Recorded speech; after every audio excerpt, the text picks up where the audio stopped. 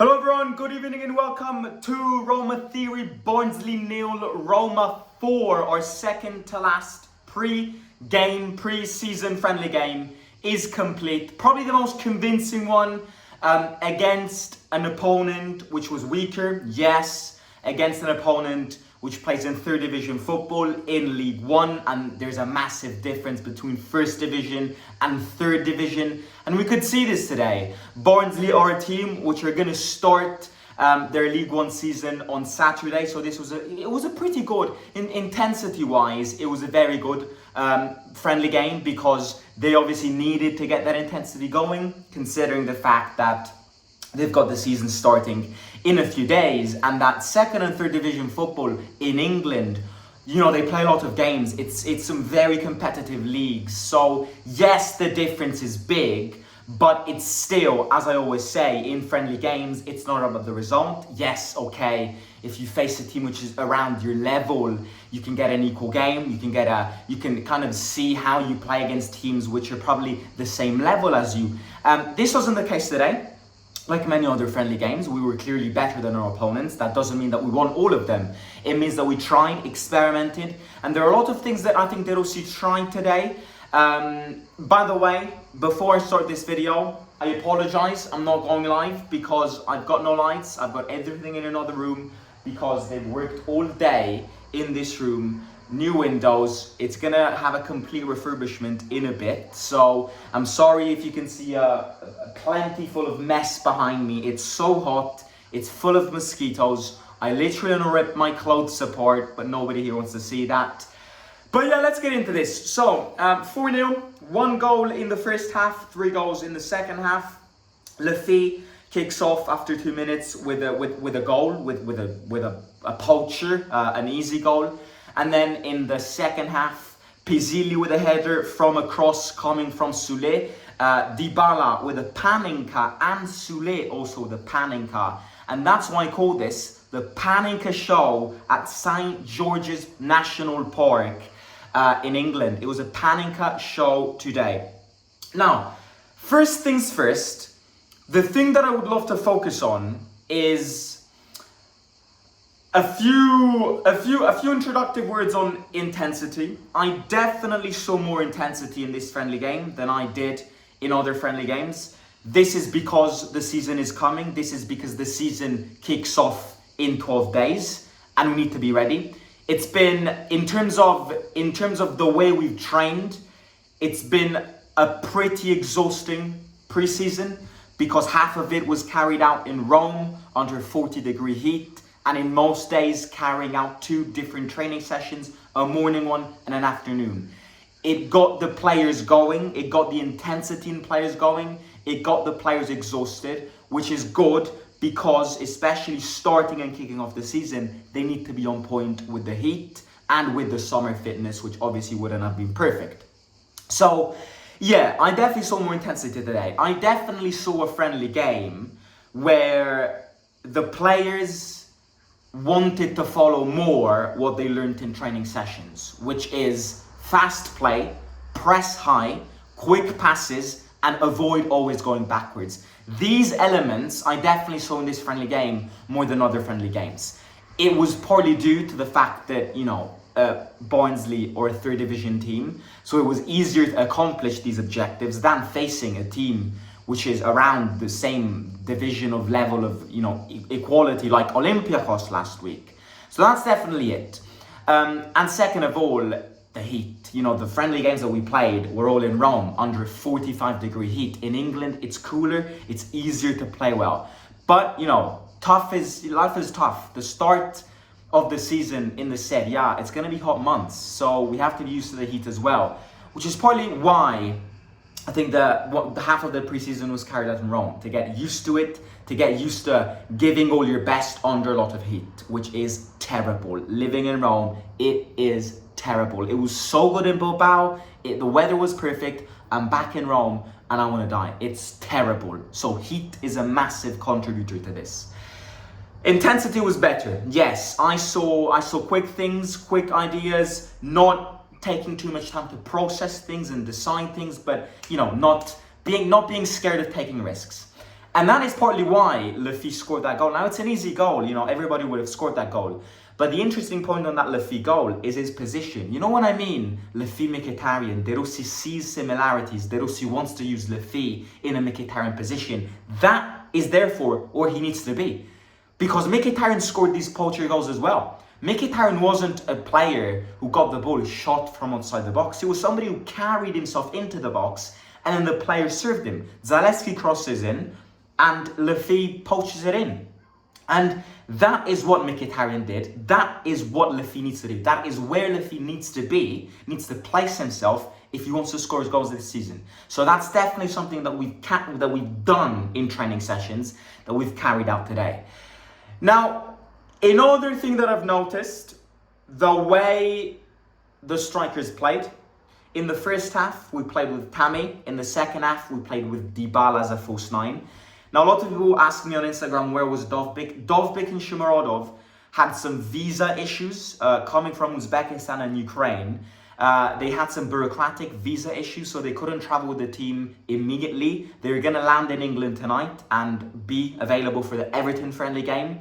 So they weren't available for this game, which is why Tammy started in the first half.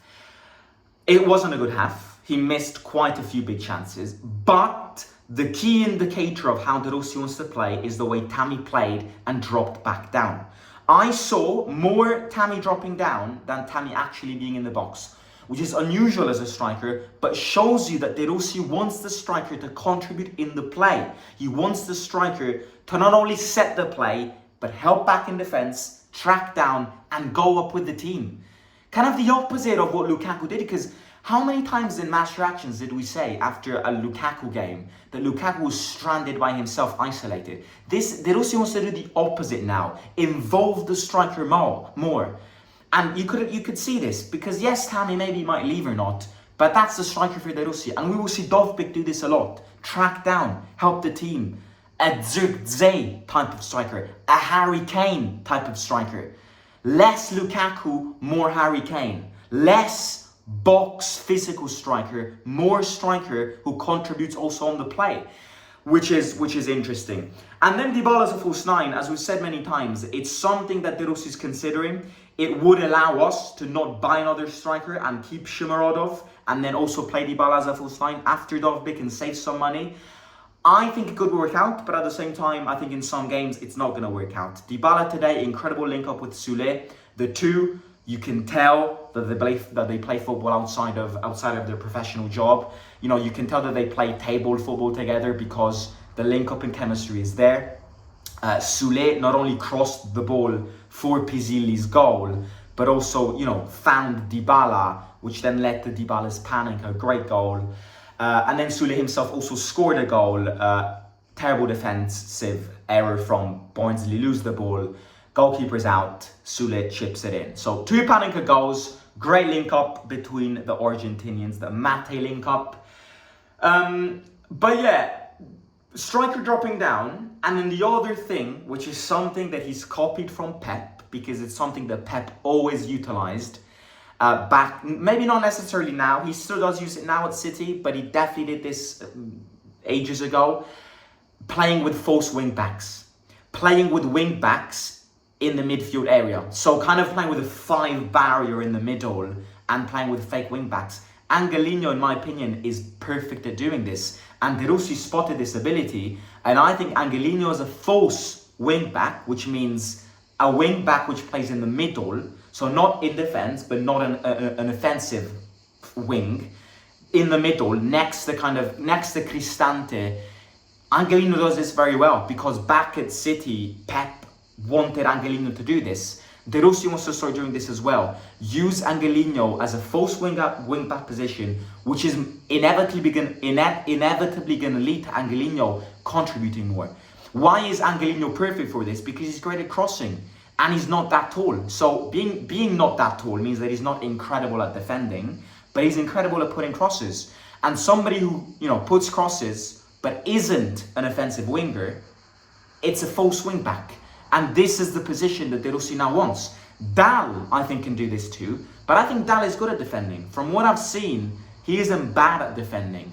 Angelino's not bad, but, you know, Angelino's short. The second you face a tall team, it's... Sorry, they're raiding Rome. I don't know what it is. Yep, you can hear the insects, you can hear the airplanes. A mess. Like, I'm sorry about this. Very sporting video. I'll be back tomorrow properly. So yeah, false wing backs is another thing that I noticed today. And then the last thing which I want to talk about is young players, because young philosophy is big. Now, I ain't gonna lie, I think there's a difference, not a difference, but there's a maturity difference amongst our youth players. For example, let's take 4 of them. Let's take all of them. Cherubini, Pagano, in my opinion, weren't ready. They were that acidic, immature, green, sour pear that you get from the tree, eat it, and it's so bitter. They ain't ready, which is why they went on loan. João Costa, in my opinion, isn't ready. I like him, he's got potential, but I'm reading a few sources which say that he's going to go on loan to Hull, which is good because he needs game time. I don't think João Costa is ready. João Costa right now has too much of a kid mentality, which he's good, he's fast, he's a winger, he can fit in De Rossi's system well, but all João Costa does right now is skill. I've seen him done 3 skills today. The thing where you turn around, I'm not a massive skill guy, I don't know the names. The thing where you turn around and go, all those steps back, he's good, but he wants to be Neymar, and he ain't Neymar. You see what I mean? Which is normal because he's a kid. But I'm not saying he's bad, I'm saying he's still not mature. On the contrary, Buba Sangare, incredible personality. He's a kid, 17 years old today. Happy birthday, Buba, if you're watching. Great personality. Fights, tackles, knows when to track back, knows when to track forward. And you know that he's here not to make a shot, not to pull up a shot. He's here, he's humble, he's here to fight. He's here to defend. He ain't here to pull up a show, he's here to do what he's required to do. Incredible personality, I've been very impressed. Do I think Buba is starting material? No. I think he can become a starting material. I think he's not that far off from Chilik. I really don't. Of course, we have to test him in bigger games. We have to test him in professional games, in games which count. But it's a few friendly games that maybe his accuracy isn't amazing, but his personality is big. And when the personality is big, you can fix the accuracy. You can't fix the accuracy if the personality ain't there. So, very good from Buba. I've really liked Buba in this preseason. He's had a full preseason. He's probably going to start off with the youth and then make his way on the team, but because he needs minutes. But yeah, really, really good. And then the other player, which is probably the most mature out of all the youth, is Pizzilli. Not just because he scored in 3 different friendly games this preseason, we probably meaning that he's the player who scored the most in this preseason, and he's a kid. But because you just tell from a young player how he moves that this guy knows what to do. Like Pizzilli knows what to do. There are players which struggle. There are players which struggle to find their identity. Pizzilli doesn't care. Pizzilli knows what to do. And that is ultimately why, at the age of 21, he's already linked up very well with Sule and Dybala, which are already professional players compared to him. Like professional in the sense that, that they're more experienced.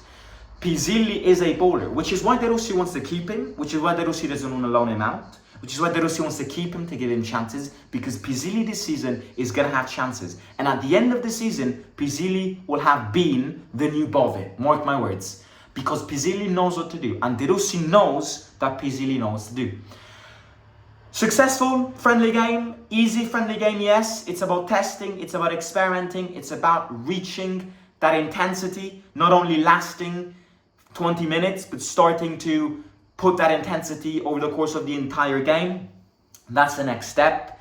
Season is close, 11, 12 days to go, and then we'll be playing Cagliari away. Tough game. We have to prepare the best way possible. We've got one more friendly game in England against Everton, probably the juiciest friendly game, probably the toughest friendly game, not just because it's Everton, Premier League team, probably the best team that we faced, but also because it's away, full of Goodison Park, and it's good for these players to get back playing in a full stadium to test their atmosphere as well. So yeah, one more friendly game, hopefully win that game. And yeah, all I can say is keep grinding, because we're, as always, I mean, my motto here is we're far from perfection. We're not bad. We've improved from a few days ago, months ago. We've added quality to our team, but we're not perfection. We're not perfect. We're far away from this. And to get there, everybody needs to give their best. Everybody needs to grind, give their best in training sessions, give their best in friendly games, and ultimately give their best in the games which count. I cannot wait. I'm sorry for this mess again. Let me know your man of the match and your little match reactions in the comments down below. Don't forget to hit the like. If we can get 100 likes on this video, it would be great. Subscribe to the channel, and I'll catch you tomorrow, hopefully, with a better organized room. I promise, and that promise will be kept. Simo.